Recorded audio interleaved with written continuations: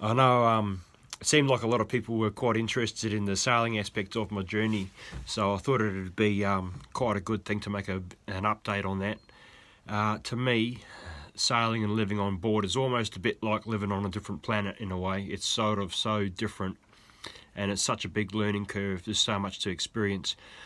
Definitely starting to get a lot more settled now. You know, a lot more creature comforts, so to speak. I've got some nice china on board for my cups of tea and coffee, and some crystal to drink out of. That's my style, that's what I like. Silver in the drawer, cutlery drawer still. It's not putty, it's not dirty, it's just rough. It just looks, it needs a paint. It needs to be painted. There's still stuff for Africa. I still haven't got everything sorted. I've definitely noticed there's quite a bit of I'd say there's definitely quite a bit of mental health within. It's a harsh environment. The marine environment is a harsh environment. So there's a lot of substance consumption, a lot of alcohol and other substances consumption, a lot of people feeling uncomfortable. So, you know, they consume more of other stuff to try to feel comfortable. And that's definitely affected myself as well. I am getting on top of it. I've just started getting into my raw vegan smoothies again. Hopefully my sprouts haven't gone off. Buckwheat's always the worst. Yep, smells doable. So we'll make a smoothie out of that later, today or tomorrow.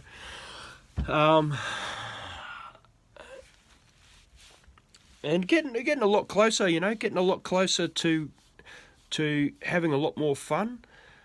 We all know there's so much going on at the moment with the planet. I've known this stuff's been coming for years and years, and I've been trying to tell you this. Didn't feel like I was really getting anywhere, but yeah, so very mindful of that. But yeah, I was just chatting to another sailor and questioning swell height and stuff like that, because when I brought the boat down here, like some of the swell that we came through, the hull was well out of the water. I didn't manage to film any of that, obviously, because it's not online. But we had the hull well out of the water, and yeah, it was big. It was pretty big. So that could have just been tidal flow or current flow, you know, in a particular area at a particular time. It could have been relative to the shape of the land under the water as well. But you know, what I remember was triple sealing and some. Yeah. So I'm really looking forward to getting the boat set up more. I've got to fix these windows here. My back windows are pretty big, and it's only 3mm perspex, which is nowhere near enough to take a decent impact. So I'm going to sort that out. I'm going to put 10mm in, and probably put another sheet of ply on the inside as well, to double thickness it and just make it a bit more bomb-proof.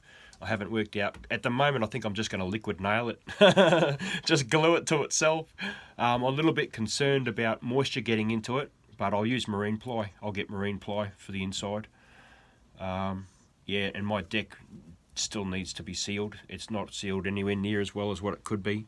Had a little bit of water coming through in a couple of spots, and yeah, nothing to talk about. You know, just dribbles. But it does wet my sheets down the bottom. Yeah, I'll leave it at that. Don't even know what 3 minutes 35. Yeah, so I'll update you with some more stuff later. Induction stove. Still haven't hooked the power meter up to that, but it's so epic. I love it. It just works so efficiently. I'm sure I'm gonna bet money. Someone needs to put a bet with me. $50. $50. Who's yeah, you need to yeah, $50. That doesn't consume any energy is my bet. Anyway, talk to you later. See you.